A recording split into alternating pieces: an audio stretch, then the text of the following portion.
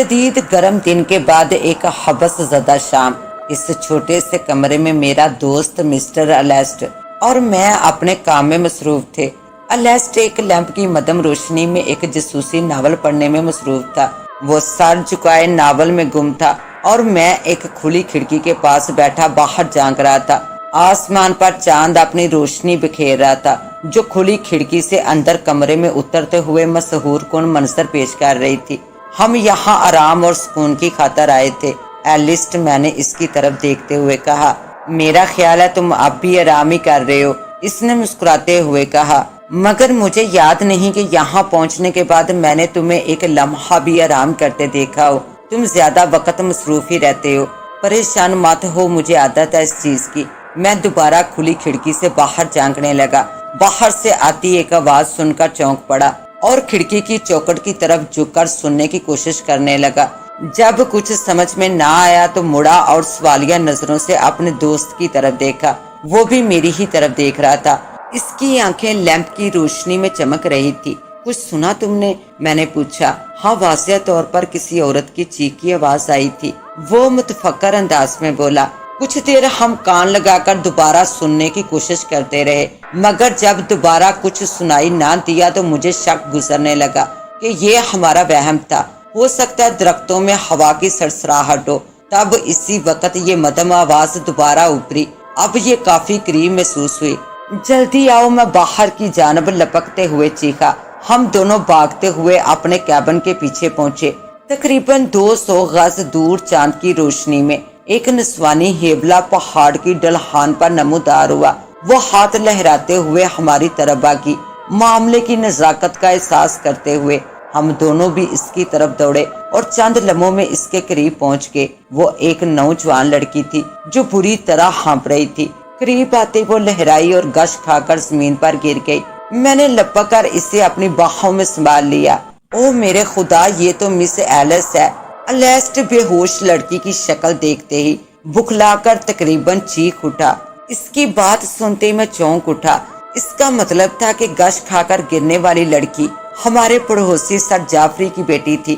سر جعفری کا مکان اس جگہ سے صاف نظر آتا تھا جہاں ہم اس وقت کھڑے تھے، مگر وہ وہاں سے تقریباً 1 میل دور تھا، اور ہمارے کیبن اور اس گھر کے بیچ ایک کھلا میدان حائل تھا، مگر وہ وہاں سے تقریباً 1 میل دور تھا، اور ہمارے کیبن اور اس گھر کے بیچ ایک کھلا میدان حائل تھا۔ الیسٹ نے اس لڑکی کو سنبھالا اور بامشکل اٹھا کر اپنے کیبن میں لے آیا۔ میں نے فوراً اسے ابتدائی طبی امداد دی۔ وہ بے حد حسین اور جاذب نظر لڑکی تھی۔ اس کا پرکشش بدن ہولے ہولے لرز رہا تھا اور وہ اپنے اوپر قابو پانے کی کوشش کر رہی تھی۔ کچھ دیر بعد آخر کار وہ بولنے کے قابل ہو گئی۔ میرا باپ، آہ میرا بیچارہ باپ، وہ لرزتی ہوئی آواز میں بولی۔ کیا ہوا؟ میں نے پوچھنا چاہا۔ اس سیاہ غار میں۔ سیاہ غار، وہ جو یہاں سے تقریباً آدھا میل کے فاصلے پر ہے۔ کیا ہوا وہاں؟ الیسٹ نے پوچھا۔ وہ وہاں پڑا ہے میرا بیچارہ باپ، وہ مر چکا ہے۔ کیا سر جعفری مر گیا؟ الیسٹ بری طرح اچھلا۔ وہ وہاں اس غار کے ایک طرف پڑا ہے۔ میں اس کی تلاش میں وہاں تک گئی تھی، دیکھا تو وہ وہاں پڑا تھا، مر چکا تھا۔ او خدا، میری مدد کرو۔ الیسٹ اور میں چپ چاپ ایک دوسرے کی طرف دیکھنے لگے۔ ہمیں یقین نہیں آ رہا تھا کہ سر جعفری قتل ہو گئے۔ اچانک وہ پریشان لڑکی الیسٹ کی طرف مڑی اور سختی سے اس کا بازو جکڑ لیا اور چلائی، اے مسٹر، میرے بیچارے باپ نے کیا قصور کیا تھا؟ اس کو جس نے مارا ہے تم اسے تلاش کرو گے نا؟ خدا کا شکر ہے کہ تم یہاں موجود ہو۔ میں جانتی ہوں کہ میرا باپ سر جعفری تم پر بہت اعتماد کرتا تھا۔ میں جانتی ہوں تم پولیس کے سیکرٹ سروس کے ایک خفیہ ایجنٹ ہو، اور میں تمہارے گزشتہ کارناموں سے بھی آگاہ ہوں۔ الیسٹ کا منہ بگڑ گیا۔ وہ ہولے سے کچھ بڑبڑایا، یوں جیسے اسے اپنی شناخت کا اظہار پسند نہ آیا ہو۔ وہ کہنے لگا، مس ایلس، مجھ پر اعتماد کرو، میں اپنے دوست ڈاکٹر کے ساتھ یہاں موجود ہوں۔ میں بھی سر جعفری کی بہت عزت کرتا ہوں۔ اس کی آواز میں قدرے لرزش تھی۔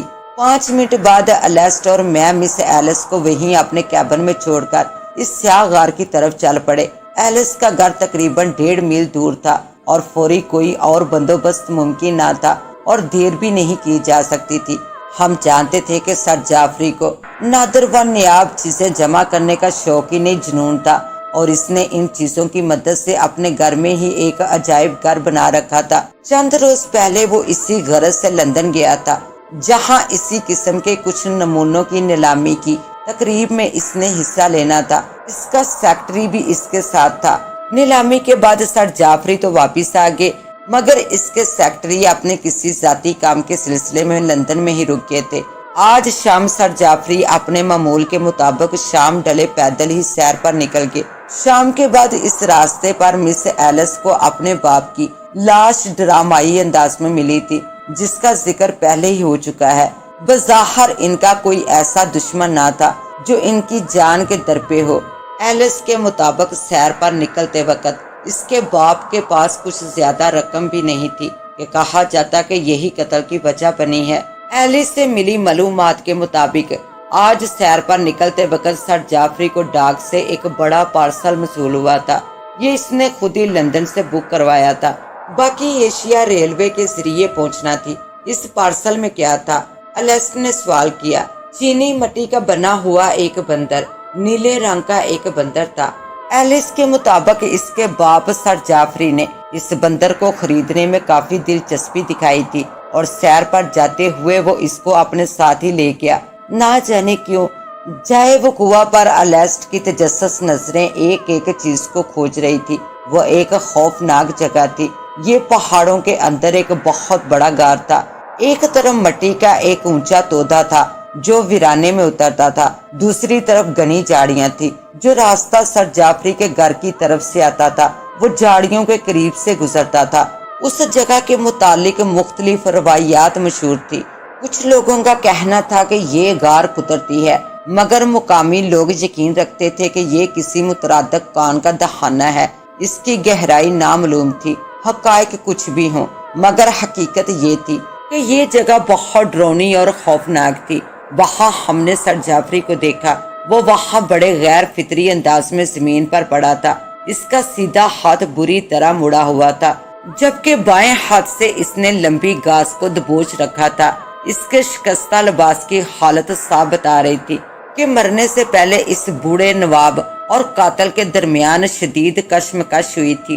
مگر عجیب بات یہ تھی کہ اس حالت میں بھی اس کا ہیلمٹ ابھی تک اس کے سر پر موجود تھا۔ لاش کے گرد بھورے رنگ کے کاغذ کے کافی سارے ٹکڑے بکھرے ہوئے تھے۔ میں گھٹنوں کے بل جھکا اور جائزہ لینے لگا۔ الیسٹ ٹارچ سے اس پر روشنی ڈال رہا تھا۔ کچھ ملا؟ الیسٹ پوچھنے لگا۔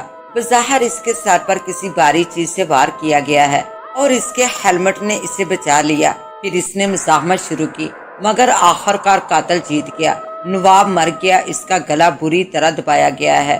الیسٹ نے کوئی جواب نہ دیا۔ وہ زمین کی طرف دیکھ رہا تھا جہاں لاش کے ارد گرد عجیب سے نشانات تھے جو جھاڑیوں کی طرف جا رہے تھے۔ الیسٹ کی آنکھیں حیرت سے پھیل گئی۔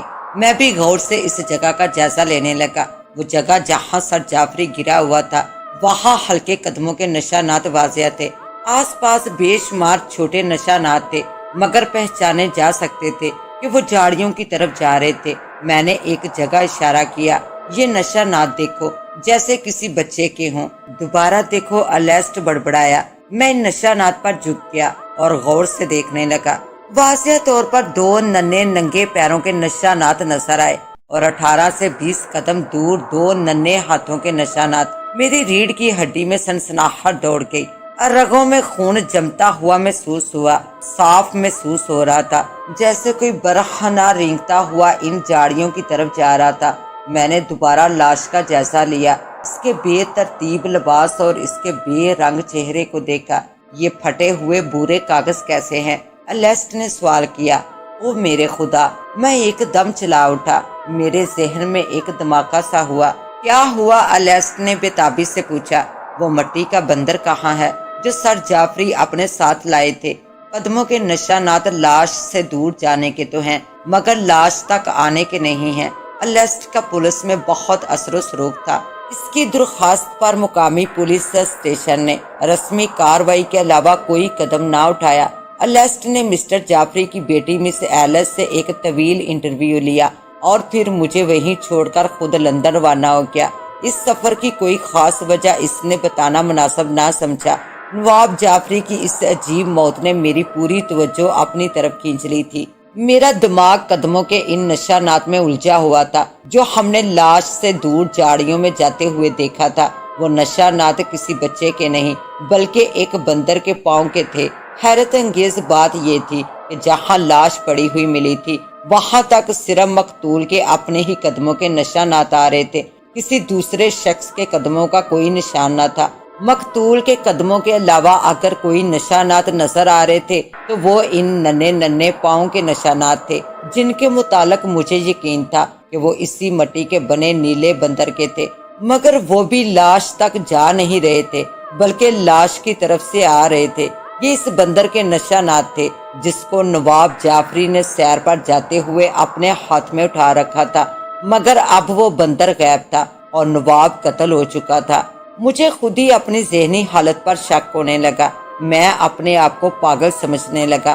کیا میں سچ مچ یہ سمجھ رہا تھا کہ مٹی کا وہ نیلا بندر زندہ ہو گیا تھا؟ مگر یہ حقیقت تھی، کیونکہ جب تک مجھے وہاں کسی اور کے قدموں کے نشان نہیں مل جاتے تو منطقی طور پر یہ فرض کر سکتا تھا کہ مٹی سے بنا وہ نیلا بندر ہی سر جعفری کا قاتل ہے۔ پتہ نہیں الیسٹ میری اس بات پر یقین کرتا تھا یا نہیں، مگر مجھے خود ہی کوئی سراغ تلاش کرنا تھا۔ اس لیے اچانک مجھے خیال آیا کہ مجھے سر جعفری کی بیٹی ایلس سے ایک دفعہ ملنا چاہیے تاکہ اس کا حال احوال دریافت کرنے کے ساتھ ساتھ کہ کوئی نئی پیش رفت ہوئی ہے یا نہیں۔ موسم خاصا سرد تھا اور تیز دھوپ کے باوجود کپ کپی محسوس ہو رہی تھی۔ سر جعفری کے گھر پہنچنے کے لیے مجھے اس سیاہ غار کے قریب سے گزرنا تھا۔ سر جعفری قتل ہوا تھا۔ میں اس جگہ رکا جہاں مقتول کی لاش ملی تھی۔ رات کو ہونے والی بارش نے سارے نشانات مٹا دیے تھے۔ سر جعفری کے وسیع و عریض گھر میں، جسے حویلی کہنا زیادہ مناسب تھا، گہرا سوگ اور سکوت چھایا ہوا تھا۔ یہ تو ہونا ہی تھا، آخر اس گھر کا مالک زندگی کی بازی ہار گیا تھا۔ مجھے ایک شاندار پرانی لائبریری میں بٹھایا گیا۔ جب سر جعفری کا سیکرٹری وہاں آیا تو وہ سیاہ لباس میں ملبوس تھا اور اداسی کی مکمل تصویر بنا ہوا تھا۔ وہ ایک دلکش آدمی تھا، مگر اب ایک نظر دیکھنے پر اندازہ ہو رہا تھا کہ نواب جعفری کی موت نے اسے کس قدر توڑ دیا تھا۔ میں نے افسوس کے چند الفاظ ادا کرنے کے بعد فوراً گفتگو کا رخ مس ایلس کی طرف موڑ دیا۔ وہ تو لندن چلی گئی ہے۔ ایک تو اس کی حالت درست نہیں تھی اور ڈاکٹر کی سخت ضرورت تھی، دوسرا سر جعفری کے قتل کے متعلق بات کرنے کے لیے وکیل سے ملنا ضروری تھا۔ اس نے وضاحت کی، اس بیچاری لڑکی نے یہ غم بڑی ہمت سے برداشت کیا ہے۔ تمہیں یقین ہے کہ وہ اس سفر کے قابل تھی؟ اس نے متفکر انداز میں پوچھا۔ میں خود اسے ریلوے اسٹیشن چھوڑنے گیا تھا۔ اس کے علاوہ مقتول نواب جعفری کی بہن بھی اس کے ساتھ لندن گئی ہے، سیکرٹری بڑے مطمئن انداز میں بولا۔ ویسے جہاں تک مجھے یاد ہے، کیا مسٹر جعفری اپنی موت کے وقت اپنے ساتھ کوئی ڈبہ اٹھائے ہوئے تھے؟ میں نے اس سے پوچھا۔ ان کے ہاتھ میں معمول کے مطابق ایک چھڑی تھی، لیکن گھر سے نکلتے وقت انہوں نے نہ جانے کیوں اس نیلے بندر والا مجسمہ اپنے ساتھ لے لیا تھا۔ اس بندر کے مجسمے کی کیا تفصیل ہے؟ میں نے حیرت ظاہر کی۔ وہ بندر در حقیقت ایک آرائشی مجسمہ تھا ڈاکٹر۔ اس کا قد ایک حقیقی بندر جتنا تھا اور وزن یہی کوئی 6 یا 7 پاؤنڈ ہوگا، اور وہ ایک مکمل نمونہ تھا، حتیٰ کہ پاؤں کے تلوے اور ناخن تک بنے ہوئے تھے۔ اس کے بعد میں مزید تھوڑی دیر وہاں رکا، پھر اجازت چاہی۔ اپنے کیبن پہنچ کر میں نے شام کی دھند کا اترنے کا انتظار کیا۔ میں اعتراف کروں گا کہ مجھے کسی غیر معمولی اور مافوق الفطرت واقعے کا یقین ہو چلا تھا۔ میری یہی سوچ مجھے دوبارہ اس غار کے راستے پر لے گئی جہاں یہ پراسرار واقعہ ہوا تھا۔ مجھے وہاں کوئی سراغ ملنے کی پوری امید تھی۔ میں رات کا اندھیرا اترنے سے پہلے آسانی سے اپنے کیبن میں لوٹ سکتا تھا۔ میں اپنی آوارہ گرد زندگی میں ایسے بہت سے مقامات سے گزرا ہوں اور ایسے واقعات سے پالا پڑا ہے جن کو اگر بیان کروں تو انہیں انسانی عقل تسلیم کرنے کو قطعاً تیار نہ ہوگی، مگر یہ ایک ایسا لمحہ تھا جو میرے ذہن میں باقی زندگی کے لیے نقش ہو کر رہ گیا۔ میں جھاڑیوں کے قریب آیا اور ان کے اندر جھانکا تو ایک خوفناک شکل کو اپنی طرف گھورتے پایا۔ میری آواز حلق میں گھٹ کر رہ گئی اور قدم اپنی جگہ جم کر رہ گئے۔ ڈر کے کیا وہ خوفناک شکل بولی، تو میں ایک لمحے میں پہچان گیا یہ ایلس تھا۔ اس کی آواز سن کر میرا سارا خوف عجیب حالت میں بدل گیا۔ کیا میں نے تمہیں ڈرا دیا تھا؟ وہ ایک پوٹلی سی تھامے جاڑیوں سے باہر نکلا اور پوچھنے لگا۔ کیا یہ پوچھنا لازمی ہے؟ میں تقریباً چیخ اٹھا۔ تم یہاں اس غار کے پاس جاڑیوں میں کیا کر رہے تھے؟ مچھلی پکڑ رہا تھا۔ دیکھو میرے کانٹے میں کیا آیا ہے، طنزیہ انداز میں بولتے ہوئے اس نے وہ پوٹلی اوپر اٹھا کر مجھے دکھائی جو وہ پکڑے ہوئے تھا۔ میں حیرت زدہ رہ گیا۔ یہ مٹی کا بنا ایک نیلے رنگ کا بڑا سا بندر تھا۔ آؤ میرے ساتھ، میں سر جعفری کے گھر جا رہا ہوں، اس نے سرگوشی کی۔ ایک دفعہ پھر میں سر جعفری کی شاندار حویلی کی اس پرانی شاندار لائبریری میں بیٹھا تھا۔ میرے بالکل سامنے بڑے سے میز کے دوسرے سرے پر ایلسٹ بیٹھا ہوا تھا۔ دائیں طرف میز کے بالکل درمیان ایک کرسی پر سیکٹری برجمان تھا۔ ایلسٹ بولا، میں جانتا تھا مسٹر جعفری جب سیر کے لیے نکلے تو وہ یہ چیز اٹھائے ہوئے تھے۔ اس نے اس نیلے بندر کی طرف اشارہ کیا جو میز کے درمیان رکھا ہوا تھا۔ سر جعفری کی موت کے وقت یہ پراسرار طریقے سے غائب ہو گیا تھا۔ پہلے میں نے اندازہ لگایا کہ یہی قاتل کی وجہ ہے۔ اس وقت سر جعفری کے پاس رقم اور قیمتی چیزیں موجود تھی مگر کوئی چیز چوری نہیں ہوئی۔ اپنے اس اندازے پر میں نے اس نیلے بندر کے مجسمے پر تحقیق کی تو مجھے علم ہوا کہ اس کی کوئی تاریخی اہمیت نہیں ہے۔ یہ بالکل بے قیمت ہے اور جدید چینی فن کا شاہکار ہے۔ یہ سر جعفری کو پسند آ گیا اور انہوں نے اسے خرید لیا۔ اس کے بعد میں نے قتل کے دوسرے پہلو کے متعلق سوچنا شروع کیا۔ لاش کے آس پاس ملنے والے قدموں کے نشانات نے ہمیں چکرا کر رکھ دیا تھا۔ یہ قدموں کے نشانات کسی انسان کے نہیں بلکہ اس بندر کے تھے، اس نیلے آفریت کے جو اس وقت آپ کے سامنے میز کے اوپر پڑا ہے۔ ناممکن، سیکٹری بے یقینی کے عالم میں بڑبڑایا۔ ایلسٹ پھر کہنے لگا، یہ سب میں نے اس وقت فرض کیا تھا جب میں نے بندر کا یہ مجسمہ دیکھا نہیں تھا۔ در حقیقت یہ نشانات کسی زندہ جسم سے نہیں بلکہ ایک بے جان چیز سے بنائے گئے تھے جس نرم مٹی میں وقفے سے دبایا گیا تھا۔ اگرچہ وہاں سوائے سر جعفری کے سوا کسی اور کے قدموں کے نشانات موجود نہ تھے، میں نے ان نشانات کا بغور معائنہ کیا تو یہ ظاہر ہوا کہ کوئی بہت ہوشیاری سے سر جعفری کا تعاقب کرتا ہوا آ رہا تھا۔ میں نے ان نشانات کا بغور معائنہ کیا تو یہ ظاہر ہوا کہ کوئی بہت ہوشیاری سے سر جعفری کا تعاقب کرتا ہوا آ رہا تھا اور وہ بہت احتیاط سے سر جعفری کے قدموں کے نشانات پر اس طرح قدم رکھتا آ رہا تھا کہ اس کے اپنے قدموں کے نشانات ظاہر نہ ہوں۔ اس نے کسی وزنی چیز سے سر جعفری کے سر پر حملہ کیا مگر کاری ضرب لگانے میں ناکام رہا۔ اس کے نتیجے میں قاتل اور مقتول میں جدوجہد شروع ہو گئی اور سارے نشانات گم ہو گئے۔ قاتل مضبوط اعصاب کا مالک تھا۔ اس نے اپنا ایک بھی قدم نرم مٹی پر نہ رکھا، نہ کوئی ایسا نشان چھوڑا کہ پہچانا جائے۔ اس نے کوئی سراغ اپنے پیچھے نہ چھوڑا۔ سیکٹری جو ایلسٹ کا ہر لفظ پوری توجہ سے سن رہا تھا ایک دم بول اٹھا، تب وہ جائے وقوع واپس کیسے گیا؟ میں نے اس کو کاغذ کے ان پھٹے ہوئے پرزوں کی مدد سے تلاش کیا جس میں اس نیلے بندر کو لپیٹا گیا تھا مگر کوئی رسی نہیں ملی۔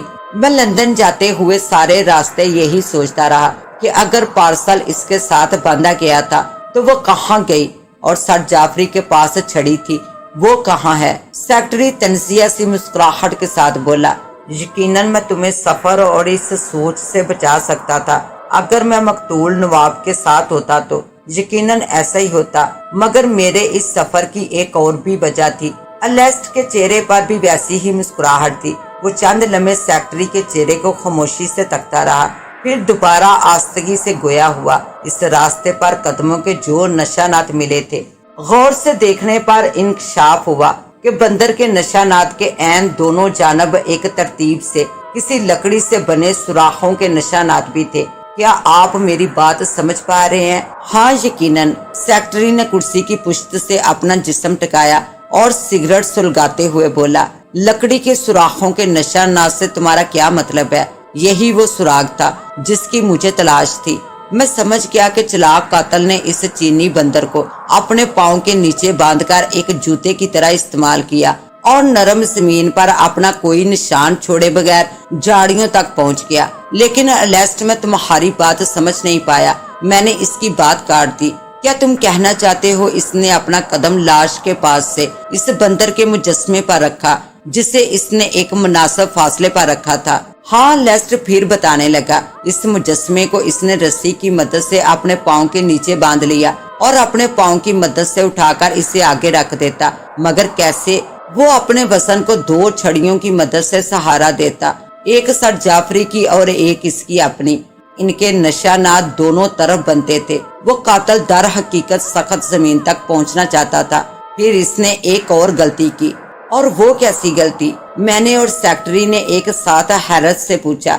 زیادہ وزن کی وجہ سے سر جعفری کی چھڑی نیچے سے ٹوٹ گئی اور چھڑی کے آخر پر لگا دیہاتی ٹکڑا مٹی میں دنسا رہ گیا۔ الیسٹ نے میز پر ٹوٹی ہوئی چھڑی کا ایک ٹکڑا رکھا اور یہ ٹکڑا دیہاتی ٹکڑے سے کچھ 3 انچ اوپر سے ٹوٹا ہوا تھا۔ یہ رہا چھڑی کا وہ ٹکڑا۔ اب نوز کی لکڑی میں لچک بہت ہوتی ہے۔ سیکٹری اپنی جگہ پر اٹھ کھڑا ہوا جیسے اب وہ اس بات کو ختم کرنے کا خواہش مند ہو۔ اتنے میں الیسٹ اونچی آواز میں چلایا۔ لائبریری کا دروازہ ایک جھٹکے سے کھلا اور نیو اسکاٹ لینڈ پولیس کا سراغ رساں سارجنٹ اندر داخل ہوا۔ سیکٹری کے ہاتھ سے ایک دم اس کا سگریٹ نیچے گر گیا جسے اس نے سنبھالنے کی پوری کوشش کی مگر ناکام رہا۔ الیسٹ دوبارہ کہنے لگا، جب ہم دوبارہ سیاہ غار میں گئے جہاں میرے اندازے کے مطابق مجرم نے ٹوٹی ہوئی چھڑی کا ٹکڑا اور یہ بندر کا مجسمہ چھپایا تھا، اس نے دونوں کو اکٹھا رسی کی مدد سے باندھا اور غار کے اندر پھینک دیا۔ خوش قسمتی سے یہ جھاڑیوں کے اندر پھنس گئے اور ہمیں ان کو نکالنے میں زیادہ دقت نہ ہوئی۔ ہاں تو مسٹر، اب تم خود بتاؤ گے تم نے کیا چیز مسٹر جعفری کو قتل کرنے کے لیے اس کے سر پر ماری تھی؟ الیسٹ کی بات سنتے ہی میں وحشت کے عالم میں میز کا کونا تھامتے ہوئے تیزی سے اٹھا۔ مجرم کو پہچان کر میں حیران تھا، جس کو میں اپنا دوست کہتا تھا، وہ جو مقتول کے بے حد قریب تھا۔ سیکٹری نے اپنے کندھے اچکائے۔ اب اس کے چہرے پر پریشانی تھی۔ اس نے مشینی آواز و انداز میں بولنا شروع کیا۔ میں نے اس کے سر پر درخت کی ایک ٹوٹی شاخ سے وار کیا مگر اس کا ہیلمٹ اس کو بچا گیا۔ پھر میں نے سارا کام اپنے ہاتھوں سے سر انجام دیا۔ میں بے حد مایوس اور وحشت میں تھا۔ شاید تم یہ بھی جان چکے ہوں کہ سر جعفری کی بیٹی ایلس اور میں خفیہ شادی کر چکے تھے۔ میں تمہیں اس کی وجوہات بتا کر بور نہیں کروں گا۔ مجھے اس کے باپ کی دولت کی ضرورت تھی جسے وہ اپنے باپ کی وارثیت سے حاصل کر سکتی تھی، مگر اب سب کچھ ختم ہو گیا اور میں ہار گیا۔ ساری صورتحال کو بانپ کر الیسٹ چلایا۔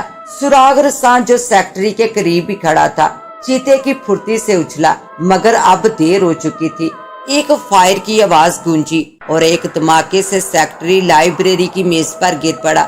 جھٹکا لگنے سے وہ نیلا بندر میز کی چکنی سطح سے زمین پر گرا اور چکنا چور ہو گیا۔ اس کے ساتھ ہی اب مجھے دیں اجازت، ملتے ہیں انشاءاللہ ایک نیو کہانی کے ساتھ، تب تک کے لیے اللہ نگہبان۔